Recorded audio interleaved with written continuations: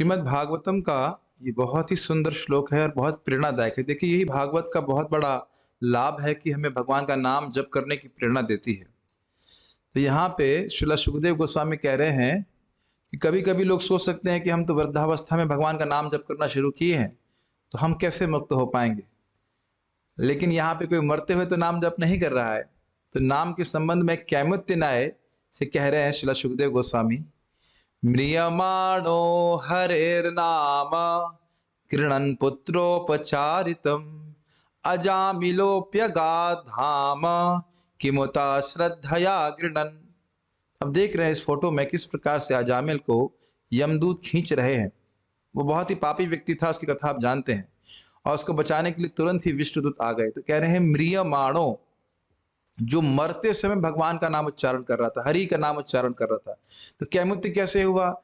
म्रियमाण मतलब जो मरते समय उच्चारण कर रहा था, जब वह मुक्त हो गया तो अब जो जीवन में स्वस्थ अवस्था में नाम उच्चारण कर रहा है उसका तो कहना ही क्या। समझ में आया पहला कैमुक्ति। फिर कह रहे हैं गृणन् पुत्रोपचारितम, जो अपने बेटे का नाम नारायण पुकार रहा था, कृष्ण को नहीं पुकार रहा था, तो जब कृष्ण को संबोधित करते हुए पुकारे तो फिर कहना ही क्या। समझ रहे हैं? अजामिलो अपी, अजामिलो अपी मतलब अजामिल जैसा पापी भी अगर भगवान के धाम चला गया तो जो अजामिल जैसा पापी नहीं है वह भगवान के पास क्यों नहीं जाएगा। तीन दिख रहे हैं आपको कैमुत्य।